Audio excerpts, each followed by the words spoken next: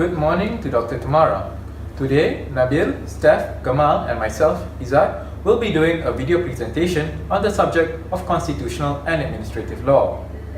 The main issue we will be talking about today is the electoral system currently in place within the United Kingdom today and how well it represents the will of the voters.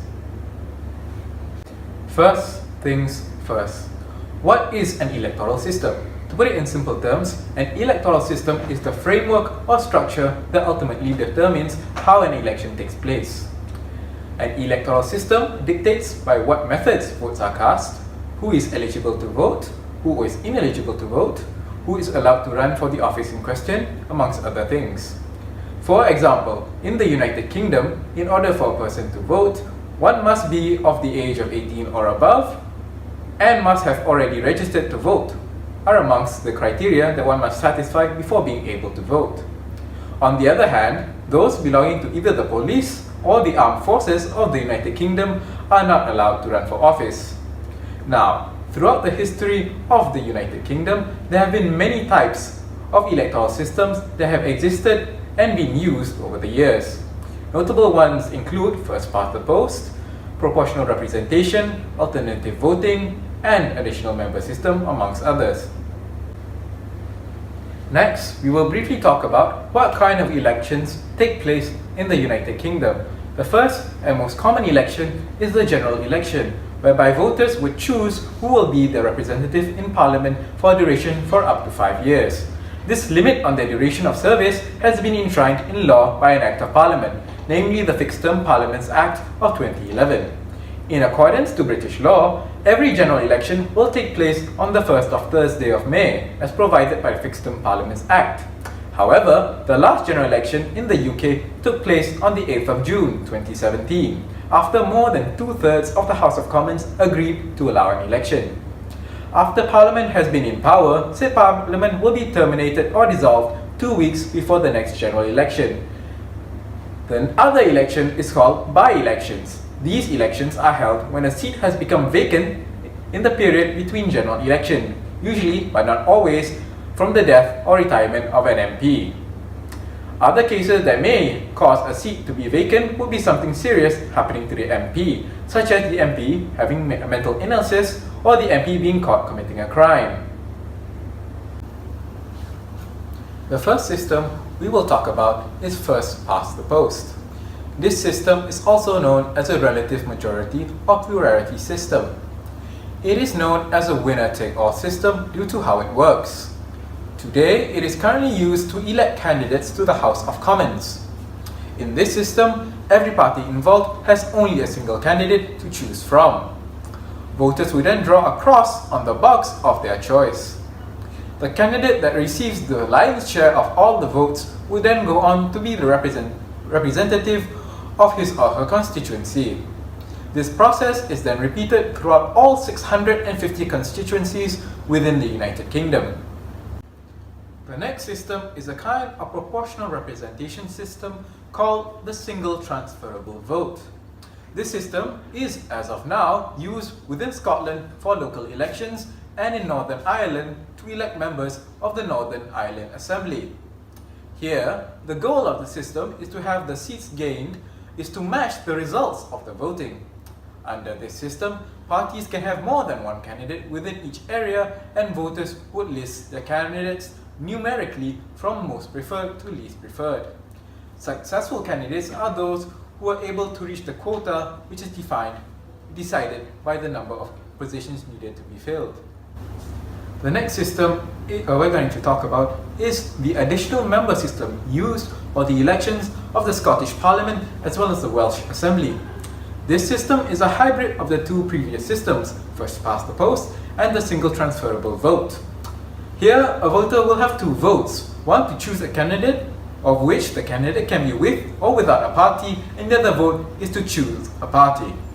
The individual candidate vote will be used to determine the representative of the constituency, while the party vote is used to select who will represent in a larger region.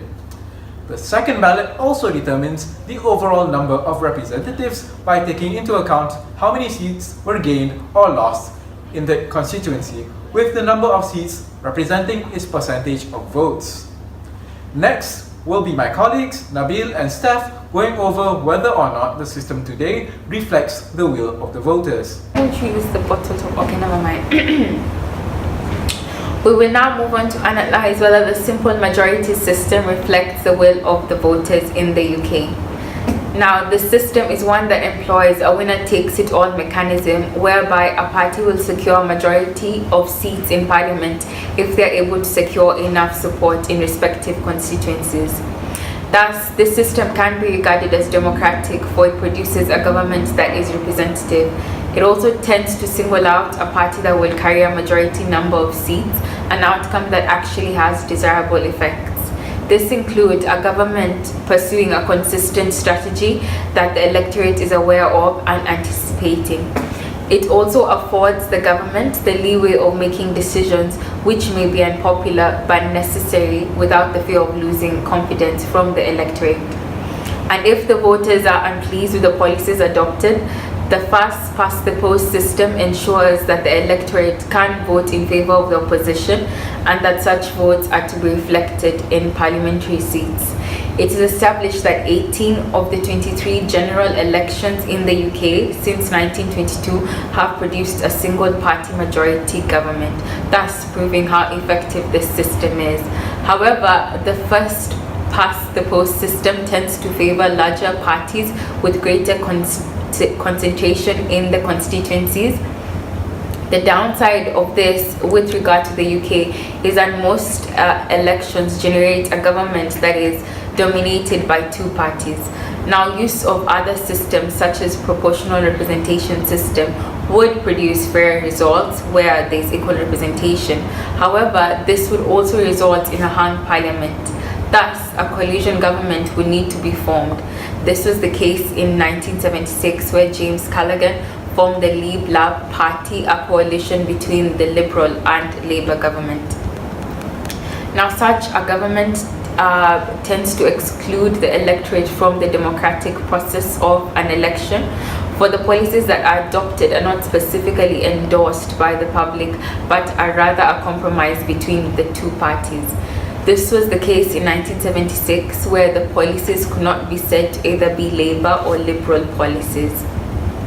Furthermore, the electorate also has not given any mandate to the coalition government. Thus, it would be harder to hold a government to account in such a system. My colleague Nabil will now proceed to analyze the simple majority system in greater detail. Now, let's move on to how it does not reflect the will of the voters. As Izan mentioned before, the voting system used in the UK general elections for parliament is the first past the post system. But it has been argued that due to the technical voting against members, the millions of votes being wasted, as well as MPs being elected with relatively small percentage, has resulted in an electoral system that does not represent the will of the voters. In order to examine this issue closely, we will be looking at a few general elections where the system of the first past the post system resulted in a disproportionate result between the number of votes as well as the seats gained. The first is the 1997 general elections, where the Labour Party won by the largest majority since 1945 and the party's largest ever total of 418 seats secured, whereas the Conservative Party, on the other hand, gained their lowest number since 1906 with only 165 seats. The Liberal Democrats, on the other hand, saw their share of votes fall but gained 46 seats compared to their election in 1992. This illustrative representation that is available on Economist, which shows the votes as versus the seats secured, illustrates how the first past the post system over-allocated seats for the Labour Party as well as undermined the seats for both the Liberal Democrats as well as the others.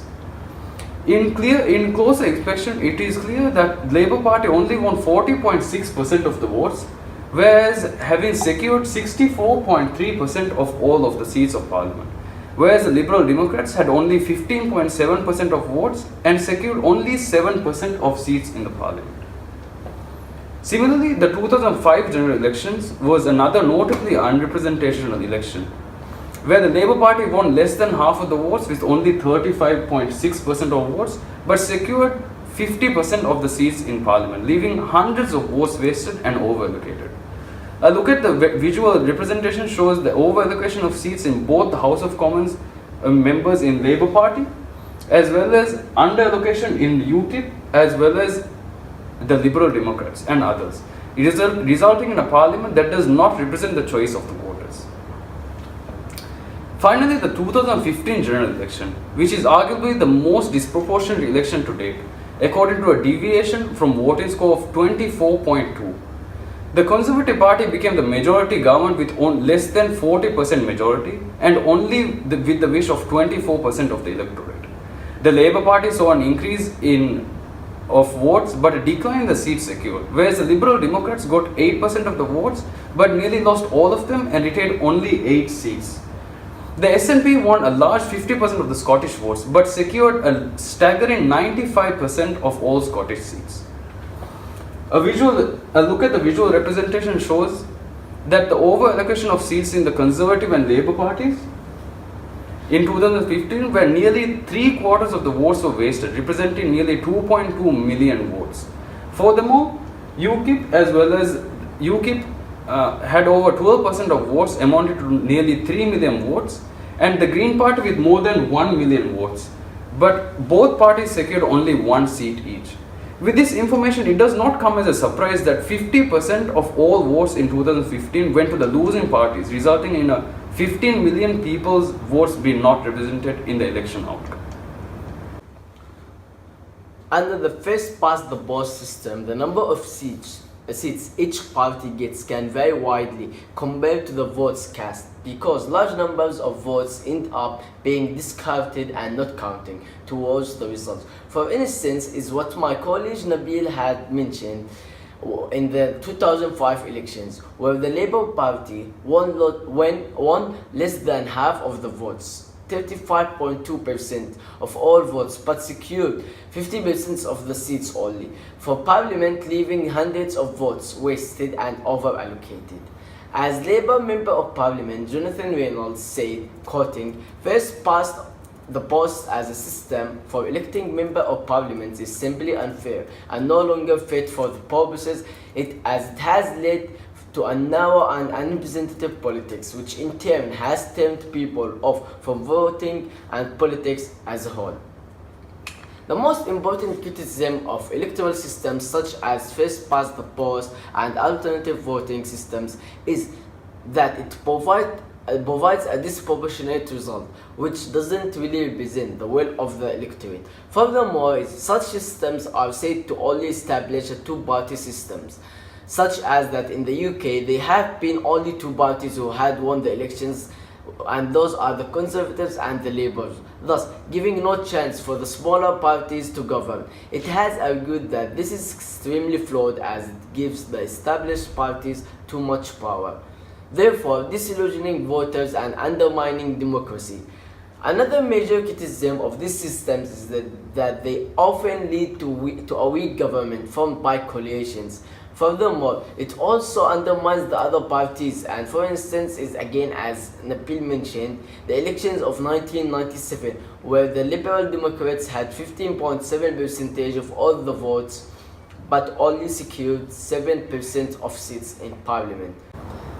Now that we had criticized the electoral system of the UK, we are introducing a new points in how it can be improved.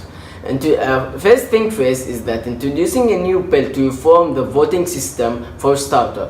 For instance, is the Electoral Reform Bill of 2016 that was rejected by the Parliament, voted down by 81 votes to 74 only.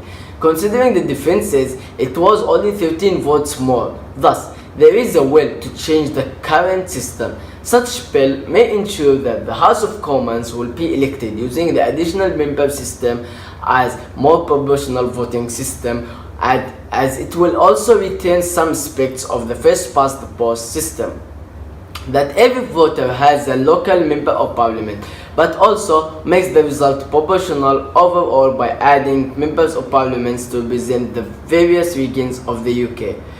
Another point is that introducing the alternative voting system. This system is also known as instant runoff voting. Currently, this system is not used in either general elections or by-elections. However, in 2018, a referendum was held to ascertain whether or not the current electoral system of the UK should be changed to alternative voting from first past the post system. The results from the referendum was that 60.90% were against changing and 32.10% was for changing. Today, this voting system is mainly used to select the chairs of certain committees within the House of Commons. This system is also used for the elections of the Lord Speaker and by elections for hereditary peers. Here, voters would list their candidates from most to least preferred. The same with single transferable vote. Should the candidate receive half or more of all votes in the first round of voting, he or she will be elected a representative. If this is not the case, the candidates that are not the two highest voted candidates of the first round are eliminated. Their voters' votes are then redistributed according to their voters. Second choice, the one with the lead, is then elected. Therefore, introducing such a bill will lead to a fair election and will return people confidence on the system. In a nutshell, it is undeniable that the issues do exist within the simple majority system, the most significant being the favoritism afforded to larger parties as opposed to smaller ones, whereby the amount of votes needed to elect a member of parliament from a smaller party would be considerably higher as opposed to those needed from a larger party. Thus, alternative system would theoretically yield fairer results where there is greater representation of smaller parties. However, such a system runs the risk of electing a government that technically no one voted for it may lack support of a clear majority. The first past the post system is a tried and tested system that upholds the root of democracy and that is still the best way to elect members to the House of Commons in the UK.